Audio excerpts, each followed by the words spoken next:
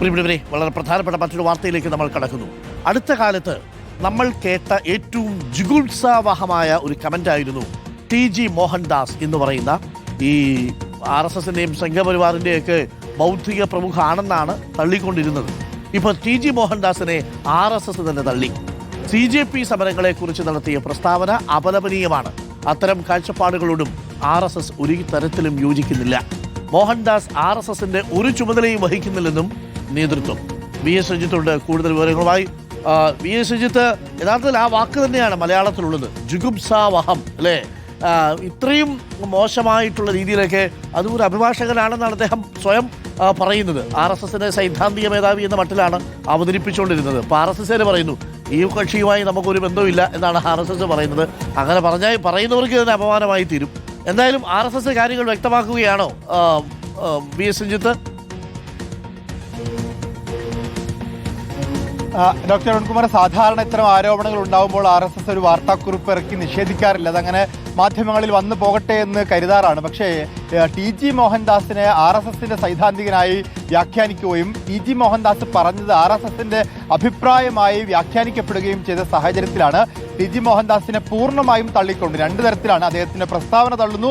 ഒപ്പം RSSുമായി ഒരു ബന്ധവുമില്ലാത്ത, അല്ലെങ്കിൽ RSSൻ്റെ സൈദ്ധാന്തികമായോ അല്ലെങ്കിൽ RSSൻ്റെ സംഘടനാപരമായോ ബന്ധമില്ലാത്ത വ്യക്തിയാണ് TG മോഹൻദാസ് എന്നാണ് ഇന്നലെ വാർത്താക്കുറിപ്പിലൂടെ അതിൻ്റെ ദക്ഷിണ കേരളത്തിൻ്റെ ചുമതലയുള്ള ശ്രീകുമാർ വ്യക്തമാക്കുന്നത്. ഏതായാലും അദ്ദേഹം ഭാരതീയ വിചാര കേന്ദ്രവുമായിട്ടൊക്കെ RSSൻ്റെ പരിവാർ പ്രസ്ഥാനമായ ഭാരതീയ വിചാര കേന്ദ്രവുമായിട്ടൊക്കെ നേരത്തെ സഹകരിച്ച് പ്രവർത്തിച്ചിരുന്നു.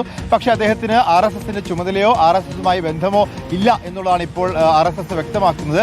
ഇതിനു മുൻപ് ഒരു തവണ TG മോഹൻദാസ് RSSനെ വെട്ടിലാക്കിയിട്ടുണ്ട്. കേസരിയിൽ ഒരു ലേഖനം എഴുതിയിട്ടാണ് RSSും CPM-ഉം സഹകരിച്ച് കേരളത്തിൽ പ്രവർത്തിക്കണം എന്നൊരു ലേഖനം കേസരിയിൽ എഴുതി RSSനെ വെട്ടിലാക്കിയ ഒരു സൈദ്ധാന്തികൻ കൂടിയാണ് TG മോഹൻദാസ്. ഏതായാലും അദ്ദേഹവുമായിട്ടുള്ള ബന്ധമില്ല എന്നുള്ളതും അദ്ദേഹത്തിൻ്റെ പ്രസ്താവന പൂർണ്ണമായും തള്ളിക്കൊണ്ടുമാണ് ഇപ്പോൾ RSS രംഗത്തെത്തുന്നത്.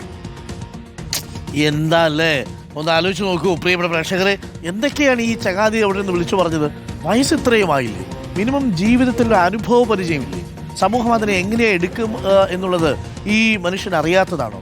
എന്നിട്ട് ഇങ്ങനെ ജുഗുപ്സാവഹമായ രീതിയിൽ, നികൃഷ്ടമായ രീതിയിലുള്ള പ്രയോഗങ്ങൾ നടത്തുക. എന്താ നടത്തിയത്? ആ സമരം ചെയ്യുന്ന പിള്ളേരെ ഞാനായിരുന്നുവെങ്കിൽ അവിടെ കർഫ്യൂ ഏർപ്പെടുത്തി ആ പിള്ളേരെ മുഴുവൻ വെടിവെച്ച് കൊല്ലുമായിരുന്നുവെന്നും ശവങ്ങൾ ഇങ്ങനെ പെറുക്കിക്കൊണ്ട് പോകേണ്ടി വന്നേനെയെന്നും. എന്നിട്ട് പിന്നെ പറയുകയാണത്രേ, ചില ആളുകൾക്കൊക്കെ, ചില സ്ത്രീകൾക്കൊക്കെ ഈ ബലാത്സംഗം ചെയ്യാൻ വലിയ മുട്ടി നിൽക്കുന്നു എന്നുള്ളത്.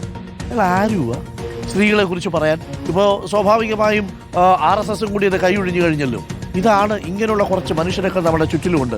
നാട്ടുകാരൊക്കെ ഒന്ന് നോക്കി വയ്ക്കുന്നത് നല്ലതാണ്. ഈ മനുഷ്യൻ്റെ വായിൽ നിന്ന് ഇനി എന്തൊക്കെ വരുമെന്നറിയും. അത് കൊച്ചു പെൺകുട്ടികളൊക്കെ, സമരം ചെയ്യുന്ന പെൺകുട്ടികളുടെ ശരീരത്തിലെ ഉടുപ്പിൻ്റെ അളവൊക്കെ എടുക്കുകയാണ് ഈ ചങ്ങാതി അവിടെ ഇരുന്ന്. പേര് TG മോഹൻദാസ്, ബൗദ്ധിക പ്രമുഖനായിരുന്നു അറിയപ്പെട്ടിരുന്നത്. RSSകാർ പറഞ്ഞു ഈ ചങ്ങാതിയായിട്ടൊന്നും നമുക്കൊരു ബന്ധമില്ല കേട്ടോ എന്ന്.